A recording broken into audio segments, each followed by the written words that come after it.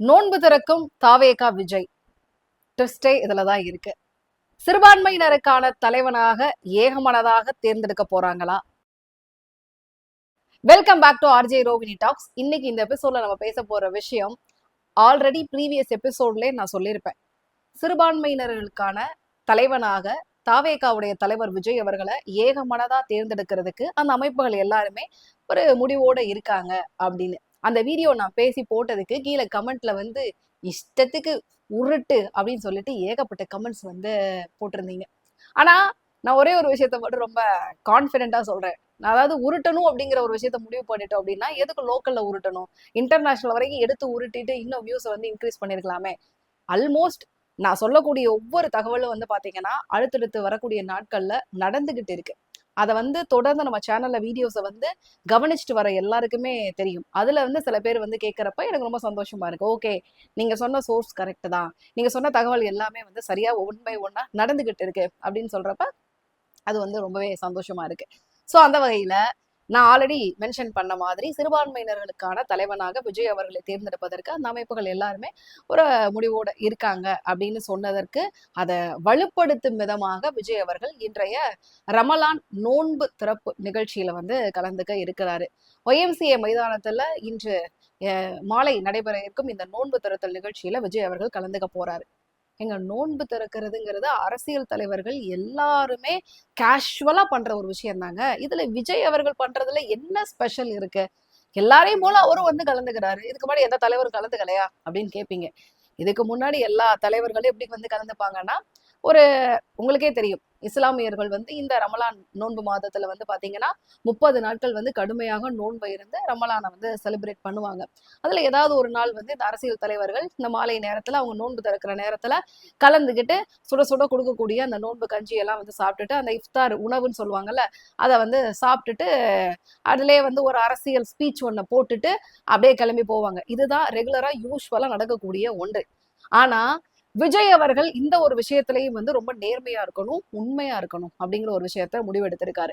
அதனாலதான் வந்து பாத்தீங்கன்னா இது வெறும் நோன்பு திறத்தல் நிகழ்ச்சியாக மட்டுமே இல்லாம இன்றைக்கு ஒரு நாள் முழுக்க நோன்பு இருக்கிறாரு. அதிகாலை 3 மணிக்கே எழுந்து தன்னுடைய நோன்பை வந்து ஸ்டார்ட் பண்ணிட்டாரு. இன்றைய நாள் முழுக்க எப்படி இஸ்லாமியர்கள் நோன்பு இருப்பவங்க வந்து சாப்பிடாம மாலை நேரத்துலதான் வந்து நோன்பு திறப்பாங்களோ அதே மாதிரியே இவரும் வந்து சாப்பிடாமல் மாலை நேரத்துல ஒய்எம்சிஏ மைதானத்துல நடக்கக்கூடிய அந்த நோன்பு திறத்தல் நிகழ்ச்சியில கலந்துகிட்டு தொழுகையும் செய்ய போறாரு. இதுதான் வந்து பாத்தீங்கன்னா யாருமே எந்த அரசியல் தலைவரும் இதற்கு முன்பாக செய்யாத ஒன்று அப்படின்னு சொல்லலாம். தமிழ்நாட்டுல எந்த அரசியல் தலைவரும் செய்யல. வந்து கலந்துப்பாங்க, சாப்பிடுவாங்க, கிளம்புவாங்க. ஆனா இவர்களை போலவே நோன்பு இறந்து அதன் பிறகு தொழுகையிலே வந்து கலந்துகிட்டு நோன்பு திறக்கக்கூடிய நிகழ்ச்சியை வந்து எந்த அரசியல் தலைவர்களும் தமிழ்நாட்டுல செய்யல. அதை முதல் முறையாக வந்து செய்ய போறது யார் அப்படின்னு பாத்தீங்கன்னா தாவேகாவுடைய தலைவர் விஜய் அவர்கள் தான். ஆனா இந்த இடத்துல இன்னொரு பாயிண்டையும் வந்து நான் குறிப்பிட்டு சொல்லணும்னு நினைக்கிறேன். தமிழ்நாட்டுல எந்த தலைவரும் செய்யலன்னு சொல்லியிருந்தேன். ஆனா ஒரு தலைவர் வந்து செய்யறாரு. யார் அப்படின்னு பாத்தீங்கன்னா விடுதலை சிறுத்தை கட்சிகளுடைய தலைவர் தொல் திருமாவளவன் அவர்கள் எப்பவுமே வருடம் இந்த ரமலான் நோன்பு மாதத்துல நோன்பு இருக்கிறார். அவர்களை போலவே நாள் முழுக்க சாப்பிடாம மாலை நேரத்துல வந்து நோன்பு திறக்கக்கூடிய நிகழ்ச்சி ஒன்றை வந்து ரெகுலரா வந்து கடைபிடிச்சுக்கிட்டு இருக்காரு. ஆனா தொழுகை அப்படிங்கிற ஒரு விஷயத்த வந்து அவர் மேற்கொள்ளல. ஆனா விஜய் அவர்கள் தொழுகையும் வந்து இன்னைக்கு பண்ண போறாரு. அந்த ஒரு விஷயத்தை எந்த அரசியல் தலைவரும் செய்யல அப்படிங்கிறது தான் இந்த இடத்துல நான் குறிப்பிட்டு சொல்ல வரேன். ஓகேங்களா? சோ ஒரு கிளாரிட்டிக்காக தான் இந்த ஒரு விஷயத்தையும் வந்து எடுத்து சொன்னேன். இதே மாதிரி வந்து பாத்தீங்கன்னா ஆந்திராவில் தற்போதைய முதலமைச்சராக இருக்கக்கூடிய சந்திரபாபு நாயுடு அவர்கள் தான் இதற்கு முன்பாக இதே மாதிரி நோன்பு திறப்பதற்காக ஃபாஸ்டிங் இருந்து ஈவினிங் டைம்ல வந்து நோன்பு திறந்து தொழுகையும் மேற்கொண்டு ஒரு விஷயத்த பண்ணாரு. அதன் பிறகு தமிழ்நாட்டுல இந்த தொழுகையோட சேர்த்து இந்த நோன்பு திறக்கக்கூடிய நிகழ்ச்சியை வந்து நடத்தக்கூடிய தலைவராக தவேகாவுடைய தலைவர் விஜய் அவர்கள் இருக்கிறார் அப்படிங்கிற பாயிண்ட இந்த இடத்துல நான் உங்களுக்கு சொல்லிக்கிறேன். தொழுகையோடு சேர்த்து இன்றைய நோன்பு திறத்தல் நிகழ்ச்சியில கலந்துக்கக்கூடிய விஜய் அவர்கள் அந்த களத்தை எப்படி பயன்படுத்திக்க போறாரு அப்படிங்கிற கேள்விதான் எல்லாருக்குமே இருக்கு. ஆனா நான் இன்னமும் சொல்றேன், ஒவ்வொரு விஷயத்தையும் அரசியல் மேடையாக மட்டுமே பயன்படுத்திக்கணும் அப்படிங்கிற எண்ணத்துல நான் இல்ல அப்படிங்கறத மீண்டும் மீண்டும் நிரூபிச்சுட்டு வராரு விஜய் அவர்கள். ஏன்னா இதற்கு முன்பாக எல்லாருமே அந்த களத்தை அரசியல் களமாக பயன்படுத்துவாங்க. இஸ்லாமியர்களுக்கு நாங்க ஆதரவா இருக்கிறோம், உங்களுக்கு ஒண்ணுன்னா நாங்க தான் இருக்கோம் அப்படிங்கிறத மார்தட்டி பேசக்கூடிய ஒரு அரங்கமாக அமைச்சுப்பாங்க. ஆனா இன்றைய நிகழ்ச்சியை பொறுத்த வரைக்கும் கலந்துக்கிறாரு, தொழுகை மேற்கொள்ள இருக்கிறாரு. இதை தவிர அது அரசியல் களமாக பயன்படுத்தக்கூடிய ஒரு மேடையாக யூஸ் பண்ணிக்கணும் அப்படிங்கிற எண்ணத்துல விஜய் அவர்கள் இல்ல. அதனால எந்த அரசியல் ரீதியான பேச்சும் இன்றைய நிகழ்ச்சியில இருக்காது அப்படிங்கிற ஒரு விஷயத்தையும் இந்த இடத்துல நான் உங்களுக்கு குறிப்பிட்டு சொல்லிக்கிறேன்.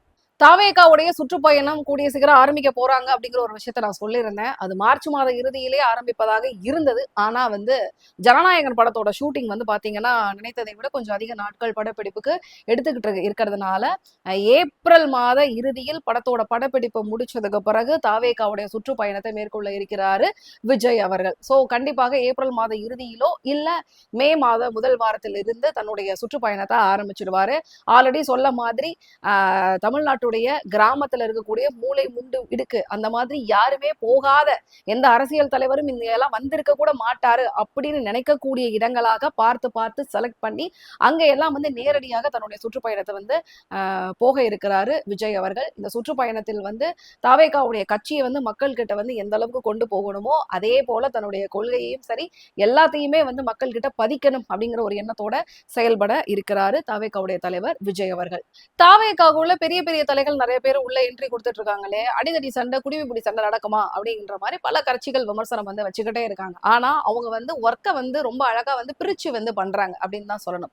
ஏன்னா பிரசாந்த் கிஷோர் எப்போ உள்ள என்ட்ரி கொடுத்தாரோ, ஆதவ் அர்ஜுனா எப்போ உள்ள என்ட்ரி கொடுத்தாரோ, ஆல்ரெடி இருக்கக்கூடிய ஜான் ஆரோக்கியசாமி எப்படி அவரோட வேலைகளை செஞ்சுட்டு இருக்காரோ, புசி ஆனந்த பொறுத்த வரைக்கும் அவருக்குன்னு ஒதுக்கப்பட்ட வேலைகளை எப்படி பிரிச்சு எடுத்துட்டு இருக்காரோ, அவங்க ரொம்ப தெளிவா இருக்கிறாங்க. வெளியில இருக்கக்கூடிய மக்கள் தான் பாத்தீங்கன்னா நிறைய குழப்பத்தை ஏற்படுத்திக்கிட்டே இருக்காங்கன்னு சொல்லணும். இப்ப ப்ரீவியஸா ஒரு மீட்டிங் நடந்தது. கட்சியுடைய 2ஆம் ஆண்டு துவக்க விழா ஈசிஆர்ல இருக்கக்கூடிய கன்வென்ஷன் சென்டர்ல நடந்தது இல்லையா, அந்த நிகழ்ச்சியை முழுக்க முழுக்க ஏற்பாடு செஞ்சது ஆதவ் அர்ஜுனா அவர்கள். அதே போல இன்றைக்கு நடக்கக்கூடிய இந்த இஃப்தார் நோன்பு திறக்கும் நிகழ்ச்சியை முழுக்க முழுக்க ஏற்பாடு செய்து அதோட அமைப்பு எல்லாத்தையும் பார்த்து சரி செஞ்சு செய்ய போறது யார் அப்படின்னு பாத்தீங்கன்னா ஜான் ஆரோக்கியசாமி. அதே போல கட்சியோடைய மற்ற விஷயங்களை கவனிக்க போற பொறுப்பை பிரசாந்த் கிஷோர் எடுத்திருக்காங்க. களத்துல இறங்கி செய்யக்கூடிய மற்ற விஷயங்களை ஆனந்த் அவர்கள் எடுத்திருக்காங்க. சோ ஒவ்வொருத்தருமே இந்த ஒர்க்கு நமக்கு இதை நம்ம கரெக்டா எடுத்து பண்ணணும் அப்படிங்கறதுல அவங்க ரொம்ப தெளிவா இருக்கிறாங்க. சோ அவங்களுக்குள்ள எந்த ஒரு உள்ள இருக்கக்கூடிய உட்கட்சி பூசலோ இல்ல ஒரு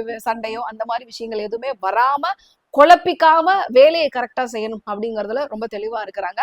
அதே போல அவர்களுக்குள்ள சண்டை சச்சரவு எதுவும் வந்துடக்கூடாது அப்படிங்கிறத கண்ணும் கருத்துமா பாத்துக்கிறதுக்கு விஜய் அவர்களும் அவருக்கு கூடவே இருக்காங்க. அதனால கூடிய சீக்கிரம் அடிச்சுப்பாங்க, முட்டிப்பாங்க, மோதிப்பாங்க அப்படின்னு நினைக்கக்கூடிய மற்றவர்களுக்கு இவங்க ஒவ்வொரு நிகழ்ச்சியும் பிளான் பண்ணி பண்ணி பண்ணி பெர்ஃபெக்டா பண்ணி கொடுத்துக்கிட்டே இருக்காங்க. ஆல்ரைட், தன்னுடைய கட்சியை பலப்படுத்துவதற்கான ஒவ்வொரு நடவடிக்கைகளையும் விஜய் அவர்கள் பார்த்து பார்த்து செய்ய ஆரம்பிச்சுட்டாரு. அதுல அடுத்த கட்ட வலு சேர்க்கக்கூடிய நிகழ்ச்சியாகத்தான் இன்றைய நோன்பு திறத்தல் நிகழ்ச்சி இருக்கு. இந்த நிகழ்ச்சியில கூட இது ஜஸ்ட் ஒரு கெஸ்டா கலந்துக்கணும் அப்படிங்கிற மாதிரி இல்லாம அதற்கு உண்மையா இருக்கணும், நேர்மையாகவும் இருக்கணும் அப்படிங்கறதுனால இஸ்லாமியர்கள் 30 நாள் கஷ்டம்னு நம்ம சொல்றோம், ஆனா அவர்களுக்கு அது கஷ்டமே கிடையாது. ஏன்னா அதை அவங்க சந்தோஷமா இறைவனுக்காக செய்வாங்க. சோ அதுல ஒரு நாள் அதை தானும் அனுபவித்து செய்யணும் அப்படிங்கிறதுக்காக அவர்களை போலவே நோன்பு இருந்து தொழுகையும் மேற்கொள்ள இருக்கக்கூடிய தாவேகாவுடைய இந்த செயல்பாடு எல்லாருடைய கவனத்தையும் பெருசா ஈர்த்திருக்கு அப்படின்னு சொல்லலாம். அடுத்த கட்டமா விஜய் அவர்கள் என்ன ஒரு நடவடிக்கை எடுக்க போறாரு அப்படிங்கிறதுக்கான ஒரு சூப்பரான எபிசோடோட நான் உங்களை மீட் பண்றேன். மறக்காம சேனலை லைக் பண்ணுங்க, ஷேர் பண்ணுங்க, சப்ஸ்கிரைப் பண்ணுங்க, சப்போர்ட் பண்ணுங்க. நன்றி, வணக்கம்.